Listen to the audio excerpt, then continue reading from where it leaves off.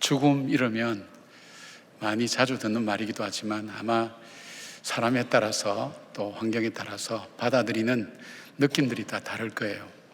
요즘 신방 보고서를 보니까 대체적으로 우리 남자분들은 75에서 80 사이에 삶이 마감되는 경우가 많고요. 우리 여자분들은 이 85에서 90 사이에 거의 다 이렇게 삶이 마감되는 경우를 많이 봅니다. 저도 이렇게 따지고 보니까 길어야 10년이겠다는 생각이 들어갑니다. 여러분 그렇게 느껴보신 적 없습니까? 그런데 하나님께서 참 이 죽음에 대한 것을 잊어버리게 만들어 주셨는지 영원히 살 것처럼 그런 마음으로 오늘도 살아가니까 이 죽음에 대한 인식을 우리가 잘 하지 못하고 살아갈 수 있죠.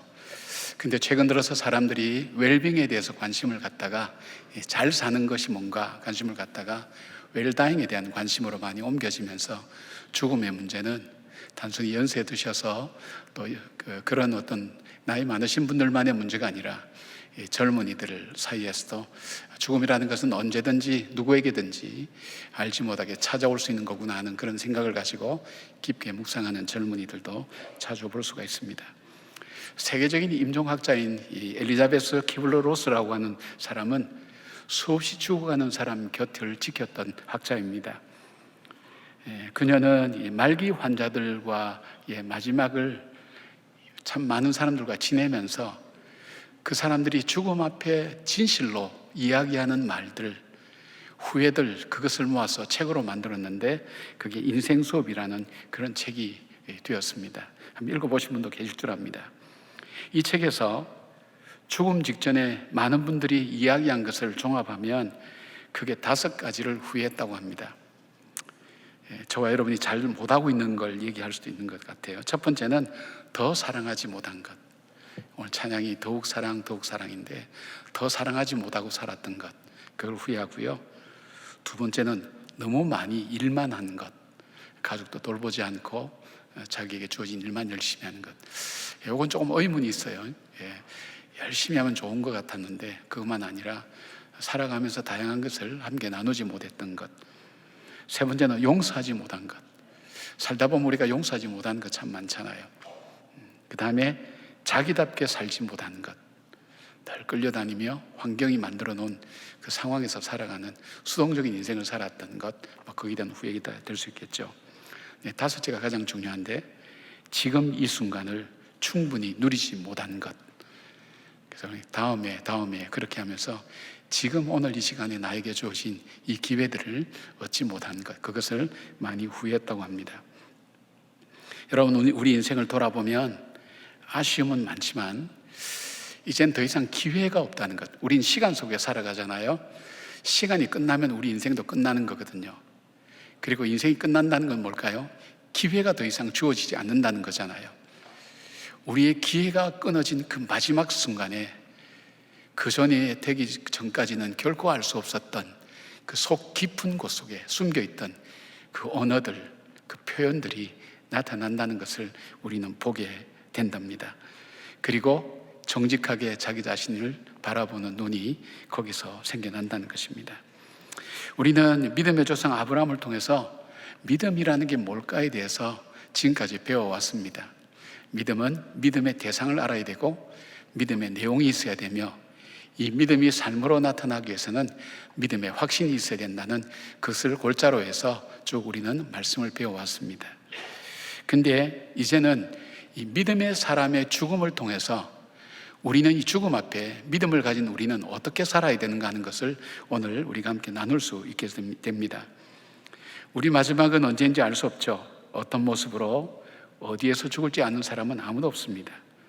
그래서 인간 인생을 평가할 때 얼마나 오래 살았느냐라는 그 평가보다는 어떻게 살았느냐를 중심으로 인생을 평가하는 일들이 많죠. 이제 아브라함의 삶과 죽음을 통해서 믿음의 사람은 죽음을 어떻게 준비하며 살아가는가, 그 죽음 앞에 어떻게 사는 삶이 참 귀하고 복된 믿음의 사람의 삶인가 하는 것을 함께 나누면서 저와 여러분들이 잠깐 우리의 삶을 되돌아보면서 앞으로 남은 삶을 다시 설계하는 그런 귀한 기회가 되기를 바랍니다. 믿음의 사람 아브라함은 첫 번째로 그는 믿음으로 살다가 마지막까지 믿음으로 죽었던 사람입니다. 7절 8절 보니까 아브라함의 향년이 175세라 그의 나이가 높고 늙어서 기운이 다하여 죽어 자기 열조에게로 돌아가매라고 그렇게 말씀이 되어 있죠.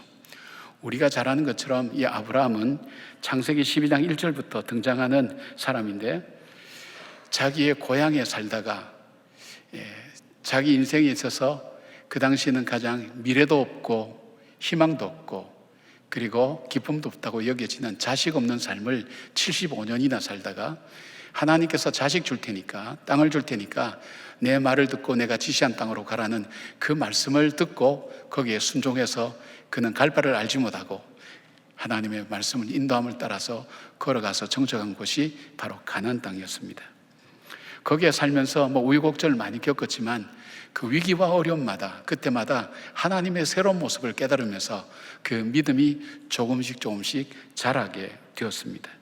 하나님은 그의 약속대로 아브라함의 방패가 되어주셨고 기업이 되어주셨고, 하나님의 약속은 한치도 오차없이 아브라함을 통해서 이루어지게 된 것을 봅니다. 그의 죽음에 대해서 성경은 읽어드린 말씀처럼 그의 향년이 175세라고 그렇게 말씀하고 있습니다.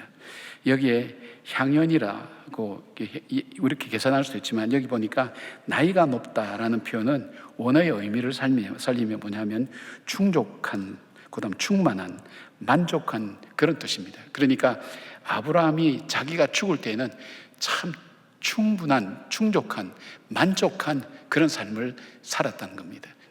내 삶이 돌아보면 참 기쁘고 의미가 있고 만족하고 잘 이루어졌던 그런 삶이다, 그런 삶을 살았다는 것입니다. 그렇잖아요. 75세까지 자식도 없던 그가 하나님을 만난 이후로 그 삶이 변하고 새롭게 되어서 처음보다는 나중에 더 아름다운 인생을 살았던 것을 말씀하고 있습니다. 그러면 아브라함이 믿음으로 살았다는 것을 우리가 어떻게 살았는가를 우리가 조금 이 말씀을 통해서 찾아볼 수가 있습니다. 먼저 아브라함의 향년이 175세라는 말을 히브리어로 좀 더 정확히 표현하면 아브라함이 산 햇수의 날수가 175년이라는 것입니다. 뭐가 차이가 나는가 하면, 히브리인들은 인생의 수명을 1년 단위로 계산하는 것이 아니라 살았던 매일매일의 날수가 합하여서 그 나이가 되었다고 그렇게 계산합니다. 그러니까 아브라함의 삶이 달라진 것은 하나님의 부르심을 받은 75세 때부터 달라졌죠. 그 이후에 그의 삶의 자세에서 볼 수 있는 것은 매일매일 하나님 앞에서 살아가는 삶들이 모여서 행복한 100년의 삶을 산 것입니다. 여러분, 우리가 1년 단위로 우리의 살아온 삶을 계수하는 것이 일반적인데, 그러니까 어떻습니까? 연초와 연말이 굉장히 바쁩니다. 연말 되어서 정신없이 살다가 돌아보면서 내가 이렇게 살아왔구나, 뭔가 좀 다르게 살아야 될 것인데 생각을 하고 반성도 하고, 그러다가 연초가 되면 결심을 하죠. 결심을 해서 내가 새롭게 살아야지. 근데 그 결심만큼이나 잘 따라오는 말이 뭐냐면 작심삼일이라는 말이 있죠. 3일 되면 다 없어져요. 어떤 분이 제게 그렇게 이야기를 하더라고요. 목사님, 작심삼일을 깰 수 있는 비법이 있습니다. 그게 뭡니까? 그랬더니 3일 하고 작심하기 직전에 다시 또 작심하면 됩니다. 그러면 계속해서 이어갈 수 있습니다. 그러더라고요. 근데 이렇게 생각해 봤어요. 자기의 삶을 1년 단위로 계산하지 않고 하루하루를 이렇게 계산하면서 3일 단위로 우리의 삶을 돌아보고 살펴볼 수 있어도 우리는 우리 삶에 새로운 변화를 일으킬 수 있는 굉장히 많은 자극을 받는데, 그 삶이 하루하루를 돌아볼 수 있다면 얼마나 우리 자신을 바라볼 수 있겠는가 하는 생각을 해봅니다. 잘 살아온 하루가 한 달을 만들고 1년을 만들고 우리의 생애를 만드는 것이죠. 그래서 우리가 살아가는 하루의 의미를 두고 살아간다면 오늘 하루를 절망하거나 실망하거나 포기하거나 아니면 아무렇게 살아갈 수는 없을 것입니다. 바로 오늘 내가 하루를 돌아볼 때에 잘 살았다고 고백할 수 있도록 살아야 되고, 정말 하나님 앞에서 살고 싶었던 하루였다고 그렇게 결론을 내릴 때에 우리는 우리의 믿음의 삶을 살았던 대로 그 삶이 되는 것입니다. 내 뜻대로 살았다고 잘 되었다고 해서 잘 살았는 것도 아니고, 내 뜻대로 안 되었다고 해서 잘못한 것도 아니라 어떤 상황 속에서도 하루하루를 돌아보며 하나님께서 나에게 주신 기회, 시간, 하나님께서 나에게 주신 시간이라는 것을 깨닫고 이 시간을 어떻게 살아야 될 것인가, 하루를 어떻게 살아야 될 것인가를 살펴보고 살아왔던 하루를 돌아보면서 오늘은 정말 잘 살아왔는지, 때로는 시련과 어려움이 있음에도 불구하고 그 시련과 어려움을 딛고 일어서서 그리고 하나님께서 주신 그 소망을 바라보고 믿음 안에서 걸어왔는지를 살펴보신다면 우리의 삶은 많이 달라질 것이라고 그렇게 생각됩니다. 사랑하는 여러분, 여러분의 삶도 이제 1년 단위로 계산하지 않고요, 하루를 시작할 때 오늘 내가 하나님 뜻 안에서 살고 싶은 삶이 무엇일까 한번 잠자리에서 일어나기 전에 잠깐만 생각해 보시고, 오늘 잠자리에 누워서 잠들기 전까지 나는 오늘도 하나님 앞에서 바르게 살아왔는가, 그렇게 돌아볼 수 있다면 우리의 삶은 매 순간순간 하나님 앞에서 믿음으로 살아갈 수 있는 삶의 모습이 될 줄 압니다. 자, 이것보다 더 이 아브라함의 삶에 대해서 보여줄 수 있는 것이 뭐냐면, 진지하게 살 수 있는 것을 보면 8절 보니까 기운이 다하여 죽어라는 표현이 있어요. 이 히브리어로 직역하면 그리고 그는 숨을 거두었다, 그리고 그는 죽었다, 이렇게 직역할 수가 있습니다. 쉽게 말씀드리면 마지막 숨을 내쉬고 죽었다는 것입니다. 이 말은 삶이라는 것은 몇 년 혹은 며칠 단위가 아니라 숨을 내쉬고 죽었다라는 말입니다. 죽는 것은 바로 숨을 거둘 때 찾아오는 것이죠. 그렇다면 우리의 삶은 매 순간 숨을 내쉬고 들이마시는 과정을 통해서 사는 겁니다. 만약 숨이 중단된다면 죽는 것입니다. 세상을 바라보고 사람을 의지하는 백성들을 향해서 이사야 2장 22절에 이렇게 말씀합니다. 너희는 인생을 의지하지 말라. 그의 호흡은 코에 있나니 샘할 가치가 어디 있느냐 그랬습니다. 아브라함의 삶은 어땠습니까? 하루하루도 살펴보겠지만 자신에게 주어진 이 생명, 내가 호흡을 하는 것, 들이마시고 내쉬는 것, 이 과정 하나하나가 나에게 하나님이 주신 생명이라는 것을 깨달을 때 그 속에서 우리의 삶을 허투루 살 수는 없을 것입니다. 오늘도 내가 숨쉬는 이 하루하루, 이 순간순간 하나님께서 나에게 주신 기회와 시간이라는 것을 깨닫게 될 때 그 삶을 함부로 살아갈 수가 없다는 것입니다. 그리고 그 열조가 들어간 바로 그 하나님의 품으로 가는 준비를 하는 것을 말합니다. 아브라함이 어디에 장사 지냈습니까? 자기 안에 사라가 있는 막벨라굴에 장사 지냈습니다. 이것은 어떤 것이죠? 하나님께서 영원히 후손에게 주리라고 약속하신 언약의 땅입니다. 바로 그것으로 돌아갔다는 것입니다. 하나님의 영원하신 언약으로 돌아간 것을 말합니다. 고린도후서 5장 1절 보니까 이런 말씀이 있습니다. 만일 땅에 있는 우리의 장막이 무너지면 하나님께서 지으신 집, 그 손으로 지은 것이 아니요 하늘에 있는 영원한 집이 우리에게 있는 줄 아느니라, 그렇게 말씀하셨습니다. 하나님의 자녀가 갈 영원한 집으로 그는 간 것입니다. 사랑하는 여러분, 이 아브라함은 자기의 삶을 믿음으로 시작해서 끝까지 믿음으로 살다가 떠났습니다. 믿음으로 살 수 있었던 것은 그 삶을 하루하루 하나님이 주신 기회, 하나님이 주신 시간으로 그는 받아들이고 그 하루를 허투루 살지 않았습니다.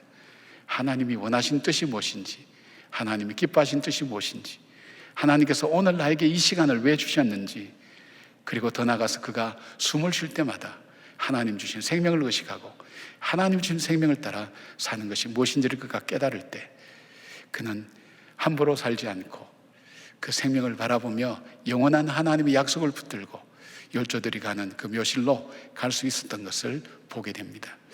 저와 여러분의 삶 속에 믿음으로 살다가, 믿음으로 끝까지 살다가 하나님 나라로 가는 그런 믿음의 사람 되시기를 주님 이름으로 축복합니다. 두 번째로 아브라함은 죽기 전에 영적 기준을 따라서 자기 삶을 정리했습니다. 이 5절 6절 보니까 아브라함이 이삭에게 자기의 모든 소유를 주었고 자기 서자들에게도 재산을 주어 자기 생전에 그들로 하여금 자기 아들 이삭을 떠나 동방 곧 동쪽 땅으로 가게 하였더라, 그렇게 되어 있습니다. 아브라함은 이삭이 결혼한 이후에 140살에 재혼을 하였습니다. 이 그두라라는 후처를 맞이해서 자녀 6명을 낳았죠. 사라의 죽음을 보면서 그도 언제든지 하나님께서 부르시면 갈 수밖에 없는 존재라는 것을 그가 깨달았습니다. 두 가지를 정리합니다. 하나는 5절에 보니까 아브라함이 이삭에게 자기의 모든 소유를 주었고 그렇게 되어 있습니다. 여기에 모든 소유라는 의미는 아브라함이 가지고 있는 물질이나 부동산 모든 것도 의미하지만 그것만 아니라 그가 하나님으로부터 받았던 영원한 약속, 하나님의 약속, 그 약속을 같이 이삭에게 주었다는 것을 말합니다. 그리고 그 다음 절 보면 6절 보면 이 자기 서자들에게도 재산을 주었다고 되어 있는데 이 재산은 그냥 물질적인 그런 어떤 재산인 것을 봅니다. 그리고 동쪽으로 떠나게 했습니다. 왜 그랬을까요? 많은 분들이 얘기할 때 아브라함이 죽고 난 이후에 바로 이삭과 6명의 다른 자녀들이 이 재산권 분쟁에 대한 여지를 없애기 위해서 미리 정리해서 떠나보냈다 얘기하는 것도 있을 수 있습니다. 무려 6명이 한 명을 상대할 수는 없잖아요. 그것보다 더 중요한 해석은 뭐냐면 아브라함에게 있어서 그가 가장 소중히 생각했던 것이 뭐냐면 하나님께로부터 받은 영원한 언약의 약속입니다. 그 약속의 축복입니다. 이것은 자기가 가지고 있는 어떤 것보다도 가장 소중한 것입니다. 이것이 약속의 씨앗인 이삭에게 그대로 잘 전달되고 그 아들이 그 약속을 따라서 하나님 주신 복을 누릴 수 있도록 바로 이 다른 자녀들과 함께 분리시켰다고 그래 봅니다. 동방으로 보냈다 그랬는데 이 동방이라는 것은 여러분께서 성경에 어떻게 나타납니까? 아담과 하가 범죄했을 때 동방으로 갔습니다. 가인이 아벨을 죽이고도 동방으로 갔습니다. 그리고 바벨탑도 동방에 있습니다. 그러니까 동방은 어떤 상징이냐? 하나님의 도움이 없이도 살아갈 수 있다고 믿는 사람들의 장소가 동방입니다. 그러니까 물질만 있으면 살아가고 하나님의 도움이 없이도 살아갈 수 있는 우리 인간의 힘으로 스스로 살아갈 수 있다고 그렇게 믿는 사람들이 가는 곳, 그 동방입니다. 이게 뭘까요? 세속적인 가치관입니다. 인간이 주인이고 인간이 행복하게 사는 물질적인 행복이야말로 진정한 행복이라고 생각하는 그 사람들이 모이는 그곳으로 보냈습니다. 근데 이삭은 바로 이 땅에서 바로 하나님이 주신 영원한 복, 신령한 복을 잘 이어갈 수 있도록 분리시킨 겁니다. 세속의 가치와 이 이삭에게 영향을 미치지 못하도록 그렇게 분리를 시켜놓고 하나님의 복이 이삭에게 그대로 이어질 수 있도록 그렇게 영적인 분리 작업을 한 것을 보게 됩니다. 어떤 그 거지가 있었어요. 거지가 이제 시골 가면 동냥을 많이, 잔치집에 가면 동냥 많이 하는 거 여러분 보시잖아요. 길가도 있고 뭐 요즘은 어떨지 모르겠습니다만은 저는 어릴 때 그거 많이 봤어요. 근데 아버지가 이제 죽을 때가 되어서 자식들에게 이제 자기 유산을 물려줘야 되는데 셋째 아들한테는, 아들이 셋이 있는데 셋째 아들한테는 자기가 적선을 할 때 이렇게 뭡니까? 이 구걸을 할 때 깔고 앉는 그 깔개, 그걸 셋째 아들에게 유산으로 물려줬습니다. 둘째 아들에게 뭘 물려줬냐면 자기가 동냥할 때 쓰던 그 깡통, 아주 고급 그 재질로 만든 그 깡통을 찌그러지고 뭐 그랬겠지만은 그 물려주었습니다. 큰아들한테는 뭘 물려줬을까요? 큰아들한테는 어떤 책자를 하나 물려줬어요. 이 책자는 그 근처 동네에 길, 잔칫날, 그 날짜가 목록이 쫙 적힌 걸 물려줬어요. 하드웨어가 아니에요. 소프트웨어예요. 이것만 있으면 어디든지 가서 잘 먹을 수 있다는 거예요. 리더를 할 수 있다는 거예요. 아버지가 생각할 때 이게 가장 귀중한 거죠. 우리가 재미는 뭐 이해가 될는지 모르겠지만은 아브라함이 생각하는 바로 가장 큰 복은 뭘까요? 이 땅에 물질적인 복보다도 더 중요한 거 있다면 하나님이 주시는 신령한 복, 그 복을 통해서 만민이 복을 받는다고 약속하신 그 복을 이삭이 온전히 누리기 위해서 세속적인 것이 역사하지 못하도록, 접근하지 못하도록 분리시키는 작업을 했다, 그렇게 이야기합니다. 사랑하는 여러분, 아브라함이 하나님의 유산이 온전히 약속의 자녀에게 물려지도록 준비했고 또 세상 것으로 분쟁이 일어나 다투는 일이 없도록 준비했죠. 갈라디아서 4장 28절 보니까 너희는 이삭과 같이 약속의 자녀라, 그렇게 말씀하고 있어요. 30절 보니까 여종과 그 아들을 내쫓으라. 여종의 아들이 자유 있는 여자의 아들과 더불어 유업을 얻지 못하리라고 그렇게 말씀하고 있어요. 그렇다면 우리가 예수 그리스도를 믿을 때 우리는 어떻게 됩니까? 아브라함의 자녀라고 그랬습니다. 아브라함의 자녀는 하나님께로부터 받은 그 아브라함의 축복의 유업이 우리에게 주어졌다는 겁니다. 근데 유업이 지켜주기 위해서는 어떻게 할까요? 우리가 세속적인 것으로부터 우리 자신을 지켜갈 수 있는 바로 그 힘이 우리들 속에 있어야 되는 겁니다. 세속적인 게 뭘까요? 인본주의죠. 인본주의입니다. 유물주의죠. 유물론이죠. 그것이 기초하고 있는 것은 하나님은 이 세상에 없다. 사람은 이 세상은 물질로 되어 있다. 그 뿌리가 그렇게 연결되게 되어 있어요. 거기에 물들지 않고 하나님의 말씀에 내 인생에 뿌리를 내리고 살아갈 수 있는 이 복이야말로 가장 귀하고 복된 복이라는 것을 말씀하고 있는 겁니다. 사랑하는 여러분, 우리가 이 땅을 떠나기 전에 정리를 잘 하시길 바랍니다. 그 정리가 어떤 정리입니까? 영적인 질서를 따라서 정리를 잘 하시기 바랍니다. 내 자녀에게 여러 가지 중요한 것, 귀중한 재산도 물려주려고 여러분께서 많이 노력하시지만 더 중요한 것이 있다면 하나님께서 복을 주시는 하늘의 신령한 복이 그 자녀에게 잘 이어질 수 있도록 우리의 삶을 통해서 그 자녀에게 잘 가르치고 또 그 복이 지켜질 수 있도록 자녀를 지켜주는 바로 그런 믿음의 삶을 사는 것, 그것이 바로 이 아브라함이 살았던 삶의 모습인 것을 보게 됩니다. 사랑하는 여러분, 영적인 기준을 따라서 자녀들에게 물려준 복을 잘 준비해 주시고 또 이 땅에 없어질 것을 위해서 다툼이 일어나지 않도록 지혜롭게 준비하는, 그리고 영적인 유산을 물려주는 여러분의 삶이 되기를 주님의 이름으로 축원합니다. 세 번째, 아브라함은 그의 죽음을 믿음의 증거로 남기는 삶을 살았습니다. 11절 보니까 아브라함이 죽은 후에 하나님이 그의 아들 이삭에게 복을 주셨고 이삭은 부엘 라헤로이 근처에 거주하였더라, 그렇게 말씀하고 있습니다. 아브라함은 하나님이 축복의 언약이 자기 자신과 후손에게 영원히 적용될 것을 믿었습니다.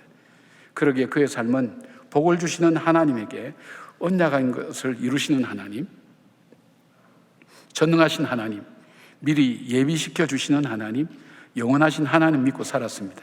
이런 삶을 이삭이 보았습니다. 배우고 함께 경험했습니다. 특히 모리아산에서 여호와의 이레의 하나님을 만난 것은 극적인 체험이 되었습니다. 복의 근원 되시는 하나님이심을 이삭이 믿었습니다. 그래서 그의 삶은 부엘 라헤로이 근처에 살았습니다.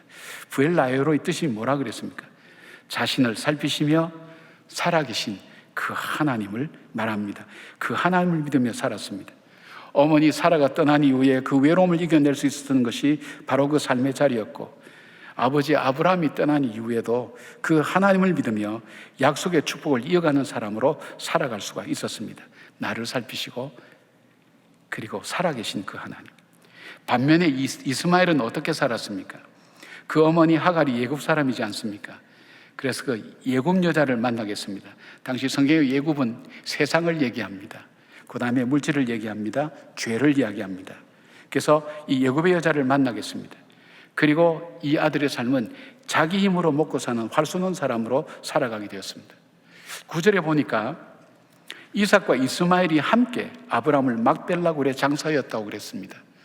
아브라함이 이 막벨라 굴을 이 햇사람 이 에브론에게 400세겔을 주고 원 400세겔을 주고 이 비싼 값을 치르면서 산 이유가 뭡니까? 아브라함은 하나님 약속을 믿었어요. 이들이 400년 동안 외국에서 그리고 종노릇 할 것이라고.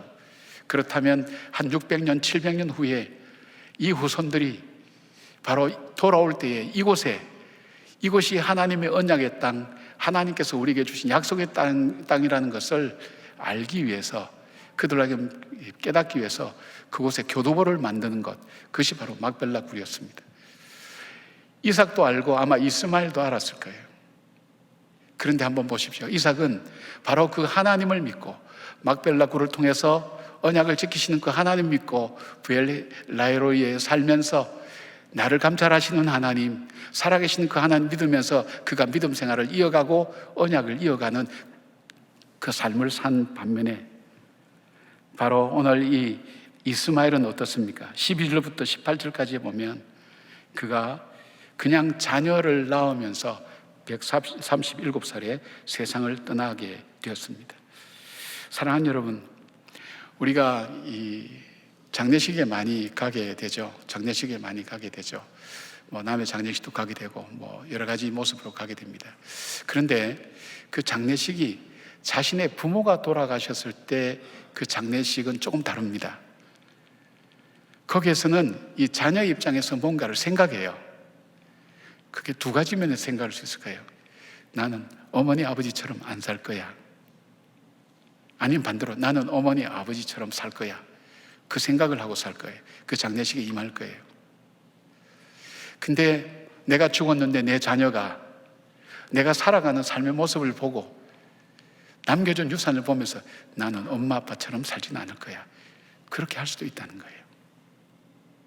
잘 살고 못 살고의 문제가 아니에요.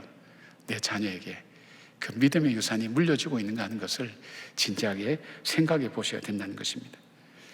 멀리 내다볼 수 있는 사람은 그 미래의 주인공이 될 수가 있습니다. 영원을 내다보는 사람은 그 영원의 축복을 받을 수 있다는 것을 기억하게 됩니다. 오늘 내 삶을 살면서 내 삶이 내 자녀들에게 하나님의 영원한 약속의 증인으로서 내 죽음마저도 쓰여질 수 있는, 우리가 말씀드린 것처럼 요셉이 그가 자기의 그 가족들에게 이야기할 때 내 해골을 반드시 가지고 하나님께서 출애굽할 때 내 해골을 가지고 나가라고 얘기했던 것처럼 자기의 죽음을 가지고 하나님의 계획을 이야기할 수 있는 그 삶, 그것이 바로 아브라함이 살았던 삶인 것을 보게 됩니다. 미국에는 여러분 잘 아는 캐나다를 사이에 두고 러시아와 마주보는 알래스카라는 땅이 있습니다. 이 원래는 러시아 땅이죠. 미국이 이 땅을 아주 싼 값인 720만 불에 1867년에 구입했습니다. 그래서 미국의 49번째 주로 편입했죠. 이때 당시에 미국은요, 남북전쟁 후에 링컨이 암살당하고 그 뒤를 이어서 앤드류 존슨 대통령이 취임했지만은 식물정부에 가까울 정도로 정치가 참 어려웠습니다. 그리고 동시에 러시아는 크림 전쟁에 패배한 이후에 막대한 전쟁 비용으로 파산 직전이었고, 알래스카는 본토에서 멀어서 방어하기도 어려웠고 또 경제도 가치도 없는 얼음 땅이라고 생각했기 때문에 헐값이라도 파는 것이 좋겠다고 생각했습니다. 결국 미국의 국무장관 윌리엄 수워드라는 사람의 집요한 노력으로 이 알래스카 땅을 구입하게 되었습니다. 수워드는 당시에 많은 사람에게 비난을 받았습니다. 알래스카는 수워드의 냉장고다 그렇게 얘기할 정도로 비난도 많이 받았습니다. 그러나 그에게는 미래를 바라보는 눈이 있었습니다. 그는 그들의 후손에게 이 땅은 반드시 필요한 땅이 될 것이라고 그렇게 보았습니다. 그리고 그는 100년을 내다보고 그렇게 이 땅을 구입했습니다. 그런데 불과 30년 후에 금광이 발견되고 대금은 순식간에 회수될 수 있었고 엄청난 양의 석유와 천연가스 그리고 세계 최대 규모의 수산자원과 산림을 보유하게 되었을 뿐 아니라 정치적으로 군사적으로 굉장히 유리한 위치를 차지하게 되었습니다. 사랑하는 여러분들, 오늘을 살지만 미래를 준비하는 삶, 더 지혜롭게 더 나가서 영혼을 준비하는 삶을 오늘 준비하셔야 됩니다. 지금 준비하셔야 됩니다. 그 믿음을 가지고 살아갈 때 그 믿음으로 하나님 나라, 영원한 나라를 바라보고 갈 수 있을 뿐 아니라 그 믿음으로 믿음의 아름다운 유산이 이어지게 되고 그 믿음으로 바로 내 삶의 죽음까지도 하나님의 약속의 증인으로 세워지는 그런 삶을 사는 것, 그것이 바로 아브라함이 살았던 삶입니다. 광야 같은 세상에 인생의 나침판과 그리고 인생의 이정표를 놓아줄 수 있는 그런 삶, 그런 부모의 삶이 있다면 복된 인생일 것입니다. 그런 아브라함과 같은 삶을 사는 저와 여러분 되기를 주님의 이름으로 축복합니다. 아멘. 기도하겠습니다. 죽음 앞에 서기까지 결코 알지 못하는 사실들, 하나님, 우리가 믿음의 눈을 떠서 그 일들을 바라봅니다. 우리에게 깨달음을 주시고 우리에게 오늘을 어떻게 살아야 될지를 결정하고 선택할 수 있는 믿음의 눈을 허락해 주셔서 하나님, 우리 인생의 마지막 날, 더 이상의 기회가 없는 날 후회하며 땅을 치는 저희들이 아니라 정말 만족하고 복되게 살았음을 고백하며 하나님 나라로 갈 수 있는 하나님의 믿음의 사람으로 저희들 살게 해주시기를 원합니다. 우리의 죽음까지도 우리 후손들에게 믿음의 아름다움을 유산을 전하는 하나님 저희들의 삶이 되게 하시고 이 땅에 썩어질 것을 위하여 사는 삶이 아니라 하나님 이 땅 속에 하나님 허락하신 것을 하나님 이루어가는 하나님 복된 주님의 사람으로 살아가는 저희들 되게 하여 주시옵고, 지금 이 시간 하나님 우리의 삶 속에서 역사하시는 그 하나님을 생각하며 하루하루 한순간 한순간을 주님 안에서 살아가는 믿음의 삶을 사는 저희들 될 수 있도록 하나님 함께하여 주시옵소서. 예수님의 이름으로 기도드리옵나이다. 아멘.